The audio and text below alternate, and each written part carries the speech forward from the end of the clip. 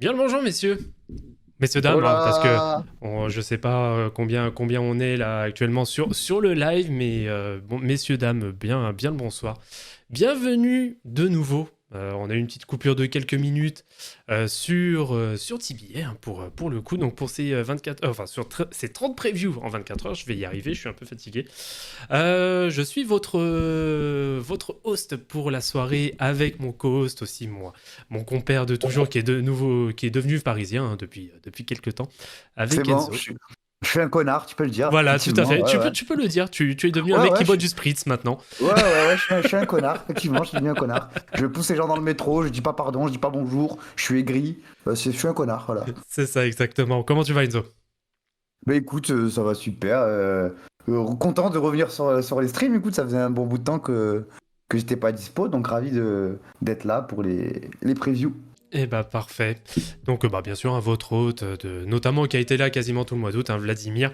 Et on va parler, donc là on est parti pour 45 minutes, donc là nous deux on est parti jusqu'à minuit, hein, là pour le coup. Mais on va commencer ces 45 premières minutes, on va pas perdre de temps avec nos amis des Wolves hein, du Minnesota.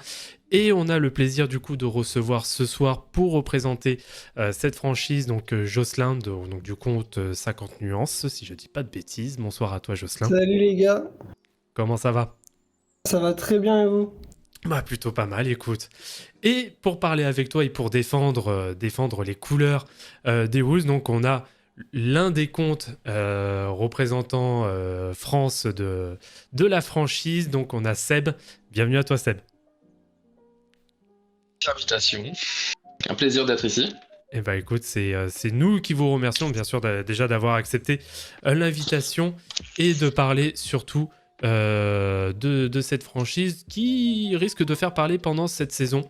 Donc on va aborder, hein, donc vous connaissez la formule, hein, bon, on va voir un petit peu ce qui s'est passé la saison dernière, on va faire un peu les mouvements de l'été et un peu de projection sur la saison à venir avec d'éventuels pronostics, avec questions, voilà, avec questions-réponses, etc., etc.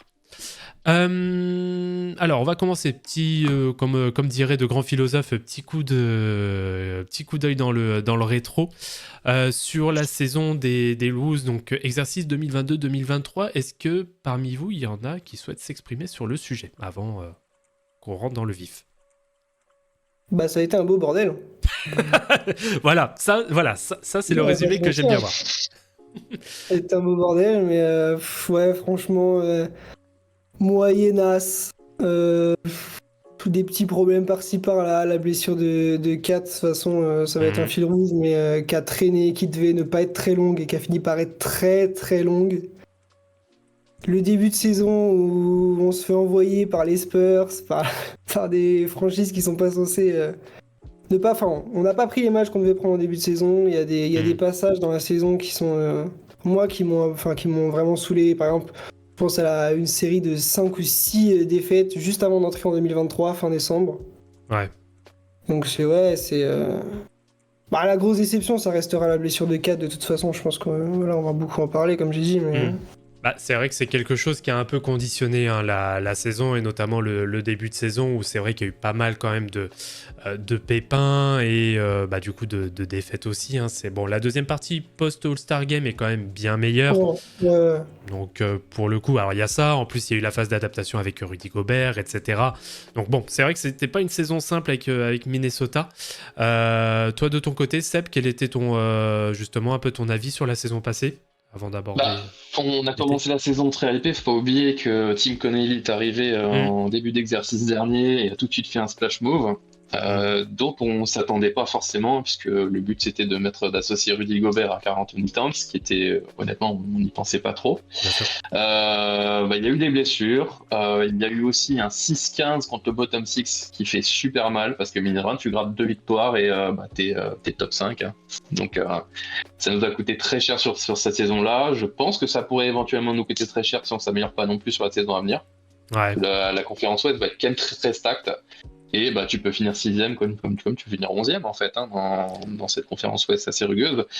Après, j'ai quand même vu des choses plutôt pas mal, notamment après le All-Star Game, après le trade de Dio, hein, tout simplement. Hein, Ça a changé la donne. non pas que ce soit un mauvais joueur, c'est juste qu'il était sans doute pas fait pour l'effectif tel qu'il était là. Et on a vu qu'en mettant un cerveau tel que celui de Mike Conley, ça a quand même amélioré les choses. Ah, c'est vrai que ça change pas mal la donne. En fait, le transfert de Dilo a quand même changé pas mal la donne, à la fois en effet pour les Wolves, parce qu'on a vu clairement un nouvel élan avec un meneur purement gestionnaire qui est Mike Conley. C'est vrai que on peut considérer que c'est l'excellence dans ce domaine-là, avec par contre à côté, ça a été aussi bénéfique du coup pour les Lakers en recevant Dilo. Bon, on va pas revenir sur la preview des Lakers, mais c'est vrai que ça a quand même été bénéfique. Hein, faut pas. Ouais. Enzo... Plus Vanderbilt que Gilo, hein, je tiens à préciser. Ouais, oui. C'est sûr qu'il y a eu Vanderbilt aussi dans l'histoire. Sur ça, je suis tout à fait d'accord. Mais bon, oui. Non, j'allais dire que c'est Oui. très difficile de pas aimer Vanderbilt quand tu l'as dans ta franchise. Donc, Même quand il est en dehors de ta franchise, c'est très difficile de ne pas l'aimer. C'est le type de joueur. C'est vraiment le type de joueur que tout le monde aime. C'est un joueur de devoir. Ouais, non, donc ouais, voilà. Après bon, il est plus au Vols, donc on s'en fout. Allez. C'est vrai que c'est un véritable chien de la casse pour le coup. Donc c'est toujours très utile. Et très j'ai agréable. précisé, hein, genre je le mentionnais sur Twitter, c'est quand même le seul mec de l'échange de Rudy Gobert. Donc si on met à part les rookies, hein, à avoir pris un contrat plus élevé que ce qu'il avait avant. Quand même le mentionner. Hein. C'est vrai pour le coup. Donc en effet, saison assez mouvementée côté Wolves. Hein, c'est vrai qu'on a eu pas mal d'épisodes, ça a été un peu en dents de scie, mais bon, au final, ils s'en sortent quand même bien avec un bilan plus qu'à l'équilibre. Hein, pour le coup, on est sur du 42-40, placé 8e à l'ouest, hein, donc passé par le play-in. Pour le coup, on va dire résultat assez logique au premier tour, hein, face aux Nuggets, avec une inclinaison à 4-1. Est-ce qu'il y a quelque chose à tirer justement de cette fin de saison pour vous, ou est-ce que c'était quelque chose, on va dire, de plutôt logique et on passe à autre chose? Il y a un mec qui s'appelle Anthony Edwards, je sais pas si vous voyez qui c'est. J'allais en parler parce que c'est quelqu'un que je connais très bien aussi. Tu sais, on connaît bon acteur, hein. Très bon acteur. On connaît des personnes en commun, c'est ouf ça. Le monde est petit.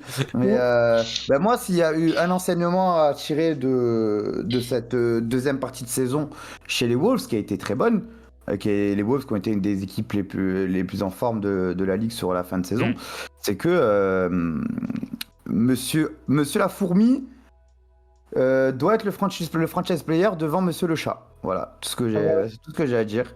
C'est que t'as une fourmi et un chat. On dit souvent que c'est pas la petite bête qui va manger la grosse. Et ben pour le coup, c'est le cas. Et c'est bien résumé tout ça. Complètement.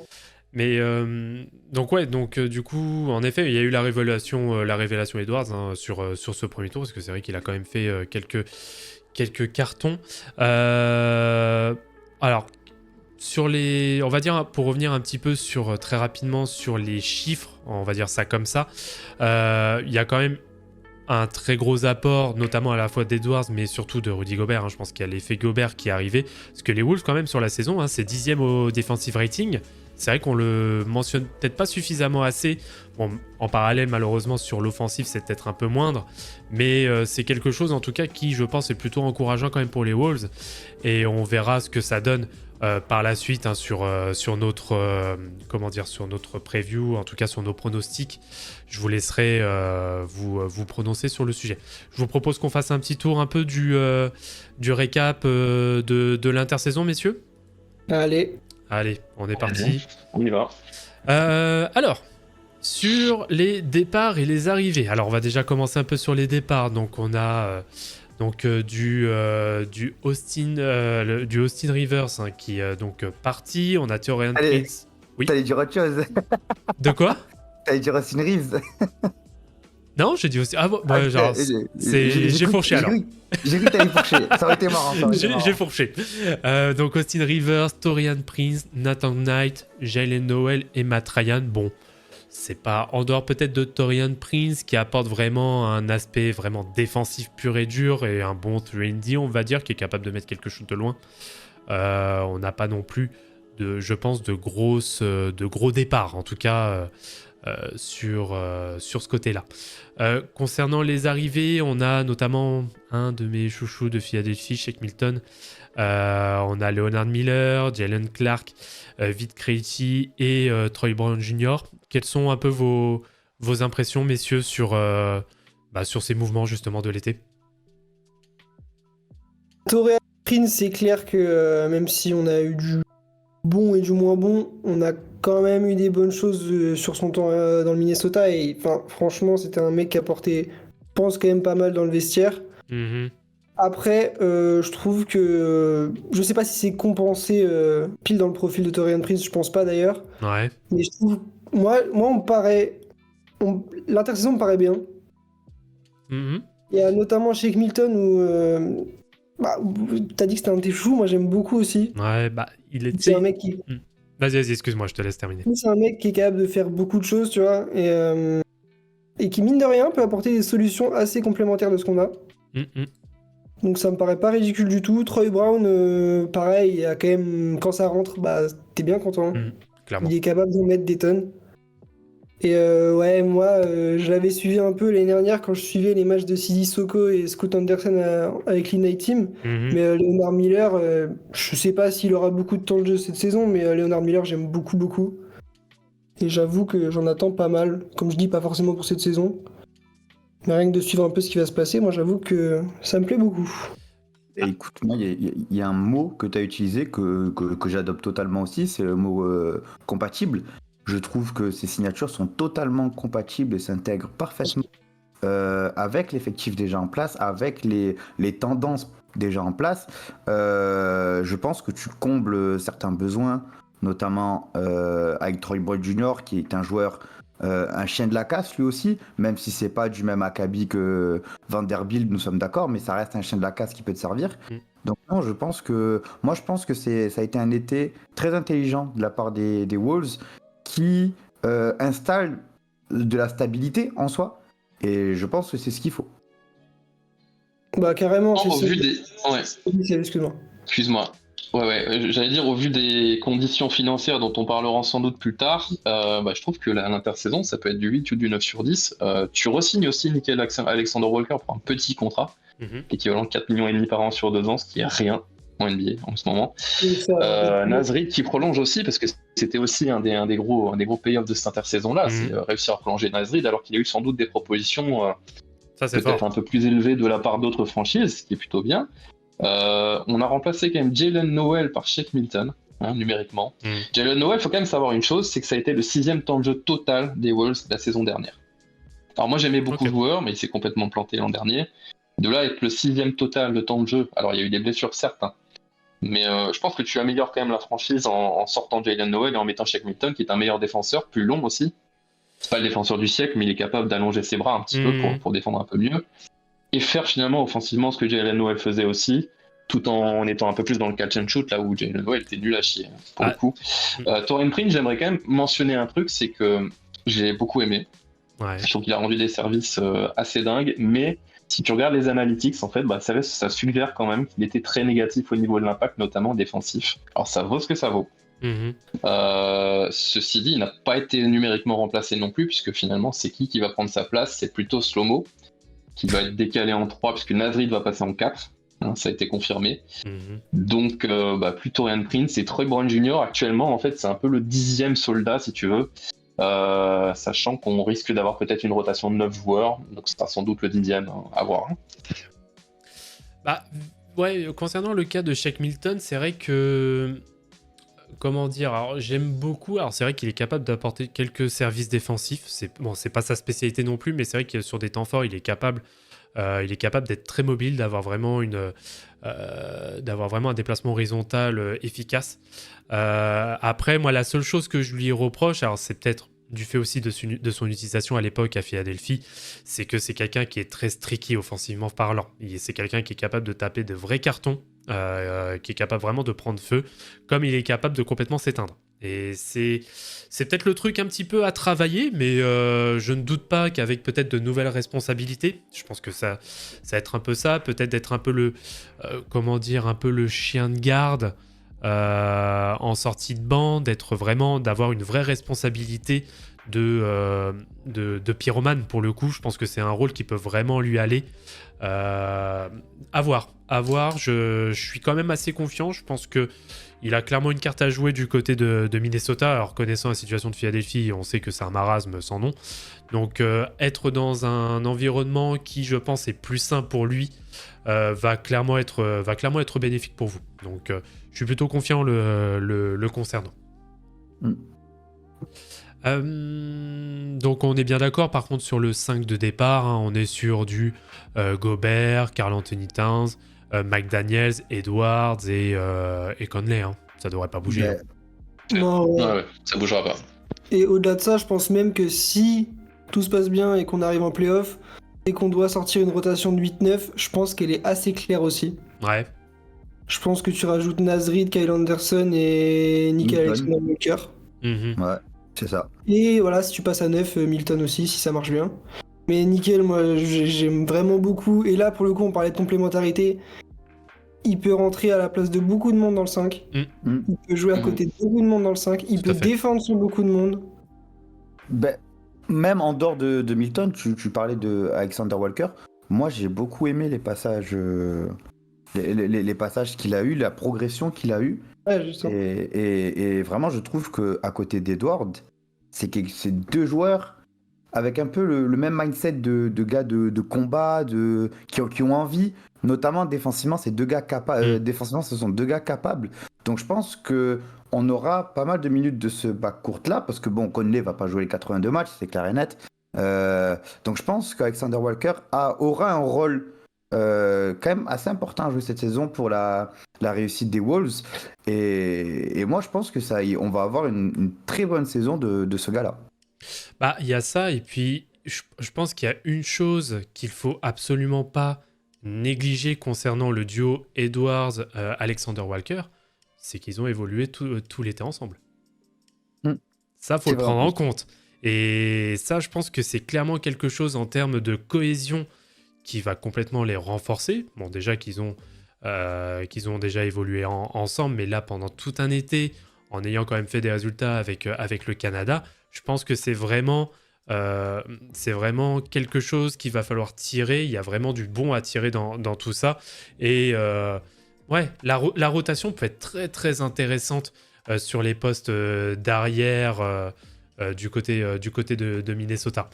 Mais pour le coup, moi, la petite question que j'ai, on va en profiter pour faire un petit peu aussi les questions un peu, comment dire, Fire Bullets. Le duo Towns-Gobert, Moi, j'y crois. vous y croyez? Moi, j'y- Ouais, vous y croyez Moi, j'y toujours? crois. Ouais, bien sûr. Ouais. Moi, c'est plus du oui et non. Ouais, c'est un peu particulier parce que moi, je militais très fort à l'époque pas si lointaine, pour une arrivée de Miles Turner qui finalement évoluait un peu dans le même rôle que Gobert, tout en étant un moins bon rebondeur. Hein, donc Gobert, normalement, devait gommer ces histoires au rebond.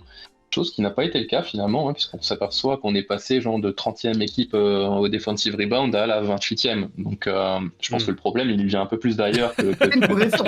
C'est une progression. C'est une progression. il y a du mieux. Il y a du mieux. T'enlèves 28 équipes et on est premier. Mais C'est une non, progression. en gros, ce qui s'est passé, c'est que les deux joueurs sont arrivés dans un état assez catastrophique l'an passé. Kat était amaigri, alors que cette année, je le trouve, tu vois, c'est différent. Alors que niveau poids, il doit être globalement pareil. Mais ouais, Kat était affaibli physiquement et d'après Gobert, il arrivait dans une pseudo-méforme parce qu'il était un peu rincé de son été précédent. Là, ça a l'air d'être quand même beaucoup plus le cas. Je pense que ils ont appris à se connaître aussi. Et mine de rien, ils ont joué quoi? Ils ont joué 20 matchs ensemble ou 20 ou 25 matchs ensemble, ce qui est rien, quoi. Tu parlais de Miles Turner. Moi, je pense vraiment pas que Miles Turner aurait été un bon complément à Karl Anthony Towns. Du simple fait que ce sont deux joueurs qui aiment stretch et que Karl Anthony Towns a voulu un autre pivot avec lui parce que justement, il veut jouer poste 4 pour pouvoir stretch à outrance, j'ai envie de dire. Et c'est tant mieux parce que Karl Anthony Towns, c'est le meilleur big shooter de l'histoire. Mais moi, tu vois, tu parlais de changement physique par rapport à la saison passée. Moi, j'ai surtout l'impression qu'en plus de changement physique qui est réel, c'est un état d'esprit et un mental différent qu'il y a pour les deux. T'as Rudy Gobert qui a eu le temps de digérer, entre guillemets, l'échec Utah et un peu toutes les critiques qu'il y a eu autour de lui par rapport à cet échec-là. Donc il a eu le temps de digérer tout ça. Il a eu le temps un peu justement de se mettre au parfum à Minnesota. Et tu as surtout Karl Anthony Towns qui sortait avant cette saison de 2 années de galère totale, autant sur le plan sportif que le plan personnel. Et moi je pense que on a vu Karl Anthony Towns avec la République dominicaine cet été, et je l'ai jamais vu aussi souriant depuis un bail. Je voyais des vidéos de lui, j'étais content pour lui. Donc je pense que cette petite pause là, cette petite parenthèse où il a retrouvé un peu un basket plaisir, un basket dans la source de ce qu'elle est, peut lui faire du bien mentalement et l'aider à repartir de l'avant après les années galères qu'il a eues. C'est marrant que tu parles de sourire de Karl Anthony Towns parce que là, en ce moment, en conférence de presse, c'est complètement l'opposé, si tu veux. C'est beaucoup plus sérieux, le ton est différent. Oui, En gros, on est moins dans la parade qu'on l'était l'an dernier, où limite on avait gagné le titre avant même de jouer. Là, je trouve que les gars, ils ont quand même appris, j'ai l'impression que c'est beaucoup plus serein. Tu vois, il y a pas cette ambiance un peu bizarre où on se dit, ouais, c'est bon, on a déjà gagné, on va être une grande équipe, tout ça. Il n'y a plus de déclarations de ce type-là. Je pense que les mecs ont appris et qu'ils savent qu'il faut bosser. Ça leur fera pas de mal en fait, finalement la saison qu'ils ont vécue l'an passé. Et puis tu sais, quand tu alignes comme ça des joueurs avec des profils très radicalement différents, bah il y a toujours un petit temps d'adaptation, chose qu'on n'a pas pu avoir puisqu'il y a eu la blessure de Kat. Donc voilà. Ouais. Puis même quand ils ont eu l'opportunité, excuse-moi, Non, vas-y, je t'en prie. même quand ils ont eu un peu l'opportunité de commencer à travailler un bout de complémentarité, t'arrivais dans des périodes où la pression était hyper forte, où Kat était sur le retour, et comme je disais tout à l'heure, elle était pas en très grande forme. Donc ça a tout compliqué, et ouais, ce que tu disais Enzo, c'est que bah, pour les deux, ça a été galère. Kat, il a eu des années hyper compliquées, Ah et oui. Rudy, il arrive avec quand même un sacré bout de pression, parce que la contrepartie, quand on va le chercher, elle reste importante. Et parce que il arrive pour un projet avec Kat qu'il a pas pu avoir la saison dernière, donc c'est quand même hyper compliqué. Et ouais, j'espère en tout cas que Seb t'as raison et qu'on arrive avec un état d'esprit quand même plus serein. Une dernière chose sur... Ouais, une dernière chose sur Rudy aussi, c'est que mine de rien, je pense qu'on l'a pas forcément mis dans les meilleures dispositions non plus, parce qu'on lui a fait faire des choses dont il n'était peut-être pas capable de faire. Faut aussi l'avouer, il est très bon dans certains domaines, dans d'autres c'est un peu plus compliqué. On a essayé de le mettre dans ce style-là et ça n'a pas vraiment fonctionné. Et d'où le fait que la blessure de Kat était aussi entre guillemets importante pour l'identité de l'équipe, c'est que mine de rien, Gobert a retrouvé un peu de sa propre identité et de son impact. Une fois que Kat était plus là, parce qu'on lui a demandé de faire ce qu'il savait faire à Utah, quoi. C'est tout con, hein. C'est vrai, et alors, si je me rappelle bien, sur le podcast Forever, alors c'était en début de saison dernière, justement, on abordait le sujet Gobert vis-à-vis notamment de la blessure, du contexte de la blessure de Kat, c'est qu'on retrouvait Gobert dans des dispositions, en fait, qui n'étaient pas naturelles pour lui. C'est-à-dire que le gars se retrouvait un peu en tour de contrôle, en tête de raquette, sans savoir... Moi, j'ai vu beaucoup de situations où je le voyais en tête de raquette, le ballon en main, il savait pas quoi faire. Parce que c'est pas son jeu de justement être la tour de contrôle. Alors en dehors, en effet, de jouer la périphérie et de ressortir éventuellement à l'opposé le ballon sur des attaques de zone, etc. Mais de jouer, en fait, de tenir le ballon et de jouer par exemple son 1 contre 1 à partir de la tête de raquette, c'est clairement pas son jeu. C'est quelqu'un qui est très bon sur du pick and roll, qui est très bon sur du jeu rapide, sur du jeu en transition, voire même de la contre-attaque, parce qu'il est capable de bien galoper comme il faut. Et je pense que l'apport justement de Mike Conley, quelqu'un qui aime beaucoup jouer justement sur du pick and roll, ça va être primordial pour son développement et qu'il puisse évoluer encore mieux du côté de Minnesota. Après, c'est là où il va peut-être falloir peser un peu sur la prise d'espace, parce que forcément pour jouer en pick and roll, ça va demander de jouer haut. Quid de Karl Anthony Towns derrière, quelqu'un qui aime beaucoup s'écarter. Pour répondre tactiquement à ça, il y a une tendance actuelle dans le basket européen qui pourrait totalement convenir aux Wolves et donc avec leurs 2 tours jumelles, c'est le Spanish. Le Spanish, c'est ce qu'ils appellent sur Squeak, et de manière très marrante, le pick du piqueur. Oui. C'est en fait, tu as le poseur d'écran qui va lui-même recevoir un écran au démarrage du joueur balle en main. Donc je pense que ce type de jeu-là, ce Spanish-là, c'est quelque chose qui peut déjà de 1 permettre à Kat de pop assez facilement et de se libérer. Et surtout, par derrière, de permettre à Rudy de prendre le couloir de cut, de drive, qui sera libéré par ces deux écrans-là. Donc je pense que tactiquement, il y a des choses à faire, il y aura toujours des solutions pour utiliser les forces de ces deux gaillards-là, tout en les combinant aux forces de Conley, de Edwards. Donc le coach a des solutions concrètement. Il faut juste Justement, ouais, et c'est bien que tu parles de ça, d'attaque préparée entre guillemets, hein, puisque finalement Finch l'an dernier, c'était un peu le partisan de dire on fait une attaque on the fly, vous faites un peu ce que vous voulez. Et cette année, ça a vachement changé. On voit qu'ils ont préparé certains schémas de jeu, et je pense que ça va vraiment bénéficier à Rudy aussi, hein, clairement. Ouais, complètement. Le free ball pour Rudy dans ces conditions-là, c'était. Par séquence, c'était l'enfer parce que ça lui, comme tu dis, Seb, ça lui correspond juste pas du tout. Et il y a carrément des trucs à trouver. Et en plus, Conley, c'est une bénédiction pour Rudy, franchement. Clairement. On peut faire C'est une difficilement. bénédiction pour la franchise. Ouais, carrément. Alors, bien sûr. Ça, pour le coup, c'est vrai que c'est absolument pas négligeable et c'est, je pense, l'un des moves les plus intelligents qu'il y a eu sur la saison dernière. Et puis, de toute façon, en termes de résultats, on l'a bien vu en deuxième partie de saison, ce que ça a donné pour le coup concernant nos amis des Wolves. Ce que je vous propose... Alors, est-ce que vous avez besoin, vu qu'on est encore sur le roster, avant de passer, on va dire, à la grosse question, est-ce que vous avez peut-être des précisions ou peut-être des commentaires sur la partie financière? Et je pense notamment à un certain Anthony Edwards. Les finances, comment te dire que ça va être compliqué, sachant qu'on n'a toujours pas prolongé McDaniel, c'est qu'a priori ça se fera pas avant cet été.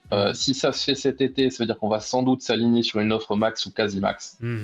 Donc on se retrouvera avec 4 joueurs à 30 millions en plus. Ouais.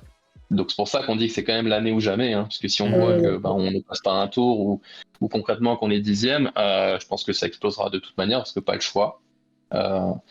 Faut pas oublier non plus qu'on a 2 mecs en fin de contrat là qui vont arriver, donc c'est Kyle Anderson, des mecs importants quand même, hein. Ouais, Kyle Anderson qui tourne à 10 millions cette année, et Mike Conley dont on parlait qui est à 20 millions à peu près sur la dernière année, qui grosso modo alimentera juste le contrat de McDaniels ou celui de Anthony Edwards, mais mine de rien il faudra encore trouver 20 ou 30 millions à donner, donc on risque d'être très fort dans la taxe juste avec 4 joueurs quoi.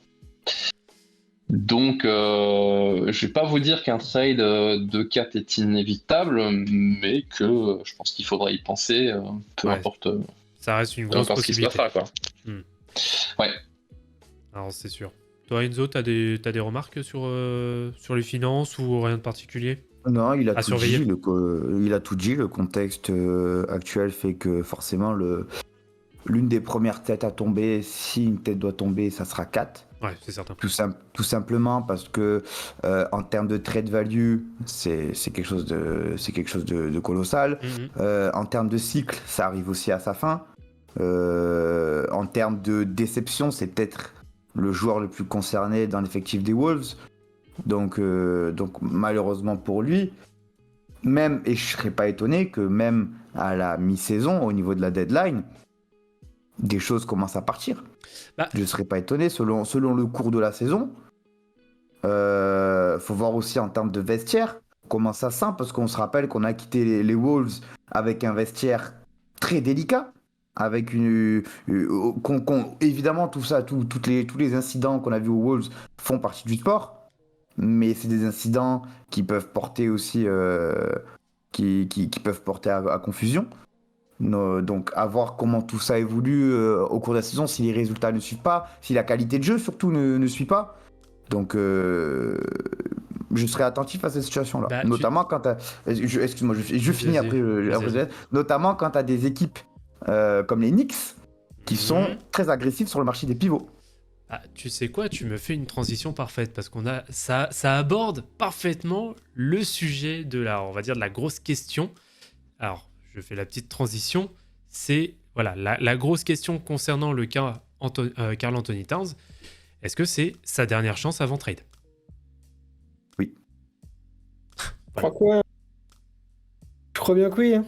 Franchement, en fait, c'est ce que vous dites depuis quelques minutes, c'est que c'est le fusible évident. Si ça doit péter.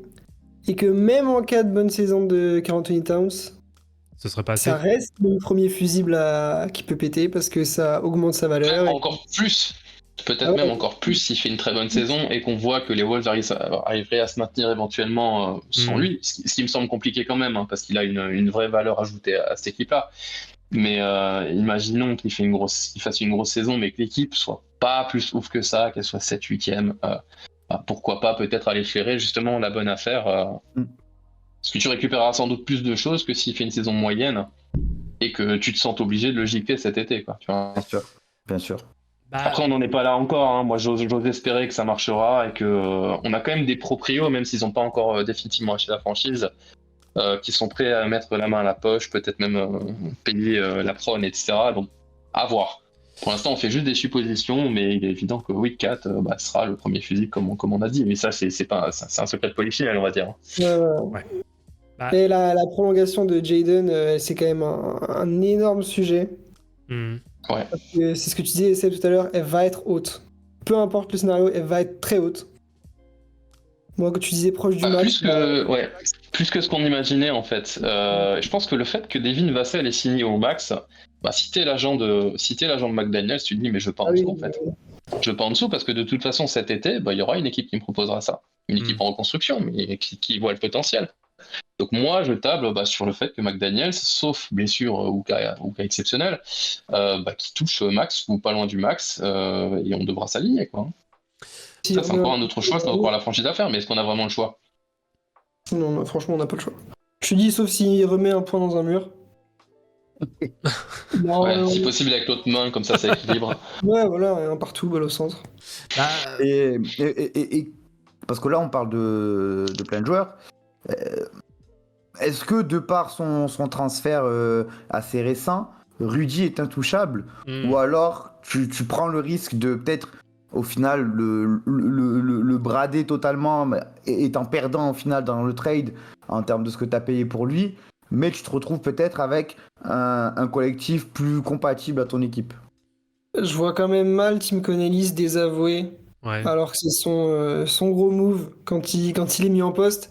Ça me paraît un peu compliqué, et comme tu dis aussi, il y a l'histoire de la valeur, c'est que forcément si le contexte est pas bon et que tu dois le retransférer, la valeur, tu retoucheras jamais ce que t'as donné. Après attention à cette histoire de valeur quand même, parce qu'on voit quand même que maintenant des joueurs stars qui sont transférés ne valent entre guillemets plus grand chose ou pas loin. Donc il est clair que si on voit que 4, la proposition c'est un tour de draft et une connerie, peut-être que tu as plus envie de transférer Rudy. Maintenant, oui, clairement, t'as pas envie d'un sentiment de désaveu de la part de Connelly, qui mine de rien, à part, et encore, ce trade-là est critiquable ou non, mais tout le reste, ça a été du boulot impeccable. Hein. Non, dans l'ensemble, c'est très très très propre. Ouais. Alors, même les choses qui n'ont pas marché, franchement, il y avait des choses qui ont été tentées, qui auraient pu fonctionner, même Bryn Forbes, ça n'a pas fonctionné, ça aurait pu. Non, franchement, Connelly. Et autre chose, on parle de scénario un peu catastrophe où on n'est pas qualifié pour les playoffs ou pas loin. Tu peux trader 4 et il faut pas oublier que cette année on a notre pic, sans restriction. Donc, même en cas de situation complètement cataclysmique, tu te laisses le droit de garder McDaniels, tu te laisses le droit de garder Anthony Edwards, d'ajouter peut-être un pic plus élevé que ce qui était prévu initialement. Donc c'est pas non plus la merde et si tu dois te débarrasser intégrale, quoi. Et si tu dois te débarrasser de 4, ce serait contre qui? Qu'est-ce que vous iriez chercher pas sur le marché? C'est compliqué, t'as pas envie de récupérer des pics parce que t'es dans win now quand même. Là, ce serait un vrai désaveu, par exemple, d'avoir tradé Rudy en lâchant plein de pics et Kessler qui s'annonce comme un joueur prometteur. Si tu retombes dans un truc où tu te dis, en fait, on va reconstruire autour de McDaniels, Anthony Edwards, en fait, c'est pour repartir avec des pics et du coup, tu sais pas où tu es, quoi. Et à partir du moment où t'as des extensions qui cliquent des deux joueurs, est-ce que tu as vraiment envie de perdre encore 1 ou 2 ans à former des joueurs à côté pour essayer de faire gagner? C'est le plus grand risque, en fait, de perdre les deux derrière. Donc non, si tu lâches Karl Anthony Towns, à mon avis, oui, tu vas vouloir récupérer un pic. Par contre, tu vas vouloir récupérer 1, voire 2 joueurs de qualité, certes moindre à 4, mais qui peuvent servir au collectif, quoi. Ouais, 2 joueurs, ce serait bien. 2 joueurs en sliceant le contrat en 2, mais ce sera pas simple. Hein. Dans tous les cas, ce sera pas simple. Non, il a quand même un gros contrat. Ouais. En gros contrat, c'est vrai que pour le moment, j'ai un peu de mal à voir qui Ouais, qui est-ce que vous pourriez récupérer réellement? Je pense que tu dois pas Je forcément pose même pas la récupérer question pour l'instant, je un pense. Ouais. joueur. Ouais, je pose pas la question, mais je pense que tu dois pas forcément récupérer un joueur euh, comme ça. Genre, c'est plus, je pense que si tu vises plusieurs joueurs, moi là, je mettrais pas une autre superstar à côté de Edwards. Moi, je Je suis viserais d'accord. totalement la compatibilité. Mhm. Je viserais totalement je préfère la qualité, enfin, avoir plus de joueurs qui vont, se plier à jouer pour Edwards Ouais. qu'avoir une autre superstar avec qui. Parce que clairement, là, ce qui te tue, c'est que tu as deux superstars, entre guillemets, parce que Kat il ne sera jamais une superstar, Mhm. mais dans la tête de certains à Minnesota, c'est une superstar. Donc c'est ça qui te tue. Donc je pense que tu dois plus avoir des joueurs de devoir, des joueurs qui. Ouais, et puis t'as le développement de McDaniels aussi. Ouais, T'as le développement de McDaniels qui peut être super important. Oui, Non, mais mais pas en tant que star, mais en espèce de en espèce de mini Michael Bridges, tu vois, où tu peux éventuellement peut-être l'avoir en deuxième ou troisième membre de ton équipe. Ça me surprendrait même pas. On sait pas encore jusqu'où il peut aller. Ça, c'est vraiment la problématique et c'est ce qui se pose aussi par rapport à la signature du futur contrat. Mais ouais, clairement, je suis dans l'avis de prendre plusieurs joueurs de devoir, entre guillemets, compatibles aussi avec Anthony Edwards et McDaniels et sans doute Rudy Gobert. Voilà. Alors, est-ce que dans ce cas, tu ne vises pas des profils, si on est dans le cas justement de plusieurs contreparties, des profils qui vont encore plus te renforcer défensivement? Et là, tu te dis, bon, bah, en effet, tu laisses complètement les clés à Anthony Edwards, offensivement parlant, mais par contre, tu blindes au max, sachant que tu as un triple Deepoy dans ton effectif. Est-ce que tu ne blindes pas au max, justement, la défense dans le secteur intérieur? Et tu prends... Alors, j'ai pas de nom en tête, là, à vrai dire, mais tu essayes vraiment de chercher un 4, voire pourquoi pas un 3-4 même, 3-4 ou 4-5, peu importe, mais qui soit vraiment capable de te lockdown n'importe qui à son poste. Ça se cherche. C'est vraiment de l'attaque, mais ouais. Ça se cherche et ça se trouve pas forcément, ça non plus, parce que Je dis pas le contraire. c'est un type de profil qui est ultra demandé en NBA. Donc, à voir si 4 seuls suffit pour ça. Enfin, forcément, il suffira, mais. Ah, je sais pas, sacrifier ton 4 qui a quand même une grosse valeur, juste pour ça. C'est très complexe. Là, ce qui va se passer aux Wolves cet été, ça va être un gros casse-tête. Bah, Donc, j'aime bien, il y a 0,4 Sea Weber et VIP qui vont dans mon sens. Moi, j'avais en tête d'aller piocher un peu au Canada. Genre un 4. Un Siakam Ouais, pourquoi pas? Ouais, en vrai, en termes Je de sais fit, pas, hein, ça le fait. c'est vraiment question ouverte. Hein. En termes de fit, ça le fait. Par contre, maintenant, va convaincre Toronto, Ouais, qui du coup va partir en rebuild, Grave. de t'échanger Siakam contre 4. Parce que c'est impossible. Là, tu vas forcément devoir trouver une troisième équipe. Bien sûr. Forcément. Ah, Donc, ça, je suis d'accord. Non, c'est très complexe. Déjà, pour qu'une équipe veuille de 4, ça va être très complexe. Par contre, ça va être Moi, intéressant. je pense qu'on. Ouais. Vas-y, Je pense qu'il va déjà falloir voir ce qui se passe sur cette première partie de saison avant de Oui, tirer exactement. des conclusions hâtives. Parce que si ça se passe bien, là, toutes les discussions qu'on a, parfait. mine de rien, elles ne servent peut-être pas à grand-chose, si ce n'est que de dire, financièrement, on s'est pris à la gorge, mais tant que ça tourne, on pourra continuer, quoi. Tu sais quoi, tu me coupes l'herbe sous le pied. Parce que moi, j'avais une question qui me trotte en tête depuis quelques semaines, et que je vois de plus en plus, notamment depuis la preview Trash Talk à votre sujet. Je vois énormément, enfin pas énormément, mais de plus en plus de gens dire que les Wolves seront la bonne surprise de cette saison. Je vous le souhaite, évidemment. Je touche du bois, tu vois, là je touche mon bureau, je touche du bois. Mais est-ce qu'on vous voit pas trop beau d'un côté? Ah, c'est ça. Parce que moi je vous le souhaite, hein, je vous souhaite vraiment d'aller au titre et tout ça, mais moi j'ai peur que vous ayez trop d'espoir au final, parce que beaucoup de gens vous saucent, et malgré tout l'amour qu'on peut avoir pour Anthony Edwards, ça fait pas tout. Ouais, tu sais, on nous sauce, mais on nous sauce gentiment quand même. Hein. Je veux dire, on nous met en général dans les previews 7 ou 8e, ce qui est censé plus ou moins être notre place, on en parlera sans doute après. Mais il n'y a que ESPN qui nous a mis premier d'un top où finalement toutes les équipes sont en dessous de 50 wins La conférence Ouest, ça va être serré, c'est une certitude. Mais je pense pas qu'on nous voit forcément plus beau que ce qu'on est. Est-ce qu'on voit pas aussi les Kings plus beaux qu'ils sont? Tu vois, on peut retourner la question aussi pour les autres équipes finalement. Bien sûr. Est-ce qu'on voit pas le Thunder plus beau qu'ils sont? On a posé la même question à tout le monde. Ouais, mais je me doute. Et puis aussi préciser que le classement d'ESPN s'était fait avec un algorithme. C'était donc de la merde. Voilà, Ah c'est un classement d'ESPN, quoi. Ici, on dit les termes. Ouais, c'est un classement d'ESPN. On est habitué aux techs un peu désastreuses, malheureusement, de leur part. Mais alors, moi, j'avais une question. Alors, on va dans le comment dire, dans l'hypothèse que ça se passe très bien pour les Wolves et qu'il y a une qualification en playoff. Est-ce que, moi, ma question, en dehors de Karl Anthony Towns et d'Anthony Edwards, parce que je pense qu'il nous a déjà montré quelques belles choses cette saison, est-ce qu'il faut obligatoirement un Rudy Gobert niveau Deepoy pour passer un premier tour de playoff? Ah oui, totalement. Surtout vu la conférence Ouest. Totalement. Ok, bon bah voilà, c'était ma question. Après, moi, niveau Deepoy, je trouve que c'est... Enfin... C'est assez flou, tu vois, parce que Rudy, de toute façon, il y a une garantie qui est quand même assez élevée, même au niveau de la dissuasion, de toute façon. Donc, franchement, je pense que Rudy, défensivement, on aura ce qu'on aura à chaque fois. Et En vrai, est-ce qu'on dépendrait pas plus de 4 finalement offensivement, qui pour l'instant ont montré un match sur deux qu'il était un peu en mode disparition? Si 4 réussit enfin des playoffs de qualité, oui, là, on peut espérer avoir une chance, mais ça passera par l'attaque, parce qu'on parlait tout à l'heure de remaniement de la franchise en cas de départ, etc. Tu dois franchement réussir, toi, avec une franchise où ton deuxième meilleur joueur offensif, c'est Nasrid. C'est vrai que là, c'est un peu plus Tu vois, compliqué. t'as besoin d'un 4. T'as besoin d'un 4, en fait. Non, je suis d'accord sur ce point pour le coup. Bah écoutez, très bien messieurs, il est 20h42, il nous reste à peu près 3 petites minutes. Je pense qu'en termes de timing, on est plutôt pas mal. Est-ce que vous avez d'autres choses à ajouter avant qu'on arrive à la pyramide et au classement? Moi, c'est bon. Eh bah parfait. Ouais, juste un petit instant promo vite fait, je vais en profiter pour rappeler à toute notre communauté que je pars à Minneapolis d'ici une dizaine de jours, que je vais créer un compte Instagram, faire des vlogs, etc. Liés à ce séjour-là.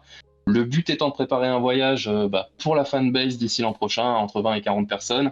Donc n'hésitez pas à suivre le compte pour ceux qui ne le font pas et à suivre le lien Instagram une fois que je le mettrai en place. Voilà. Est-ce que tu as le lien d'affiliation NBA qui va avec? Ouais, bah, c'est en cours, on va dire. C'est en cours, mais rien à voir. Là vraiment, c'est juste pour donner envie aux gens de venir. Ah, on te taquine. Ouais, tranquille. Alors, c'est trop taquin, en effet. De toute façon, n'hésite pas à partager cela. Hein, bien sûr, on fera tourner, bien évidemment, c'est normal. Eh bien, écoutez, messieurs, je vous propose la petite pyramide. Alors, déjà, ce qu'on a actuellement. Donc, en tier 1, on n'a personne. Bon, on a déjà plus ou moins une idée en tête. En tier, je dis pas, non, pas en tier. On n'est pas sur les tier list. C'est une pyramide, en gros. C'est une pyramide. Oui, pareil. voilà, deuxième niveau de pyramide. Ouais. Deuxième niveau de pyramide, donc on a déjà les Lakers qui ont été classés, donc sur les 2 spots. Ensuite, sur le... Oh là, il y a eu un abonnement ou je ne sais pas quoi, je n'ai pas vu, pardon. Désolé. Ensuite, en 3e niveau, on a Golden State, Sacramento et une place libre. Est-ce que ce serait pas potentiellement là? Non? Un peu plus bas? Oui, un peu plus bas. Donc au 4e niveau, alors on a... Moi je mets tier 4, moi. Alors en tier 4, on a les... Après... Les Grizzlies. Après, je ne vois pas non plus super inférieur aux Kings, hein, tu vois. Et c'est pas pour tirer un taquet ou quoi que ce soit. Non, mais bien sûr, t'as le droit. Non, mais en gros, c'est con, mais ma justif, c'est juste que, est-ce que c'est pas une équipe qui était en négatif contre les équipes positives, justement? Nous, on avait des très très bons résultats, on avait le 2e bilan, je crois, à l'Ouest. C'est vrai. Contre les bonnes équipes. C'est vrai. Donc, tu vois, après, tout se discute, et c'est pas pour mettre des taquets à qui que ce soit, hein, c'est pas le problème. Hein. Derrière Golden State, évidemment, mais... On va te ramener Laurent, gars. Il n'y a pas de souci. Non, mais en gros, est-ce qu'on est vraiment très loin derrière Non, mais pas très loin derrière. Non, juste moi, de ma perception à moi. Peut-être je me trompe pas. Ça, on saura à la fin de la saison. Mais de ma perception à moi, je vous mets encore derrière un petit peu parce que encore, je vous trouve assez compatible en attaque. Défensivement. la saison de 4 défensivement va décider de beaucoup de choses. Et je suis pas sûr que 4 puisse step up défensivement. Donc, top 6 ou pas top 6? Ça passe au play-in ou pas? Ouais, pour moi, c'est play-in.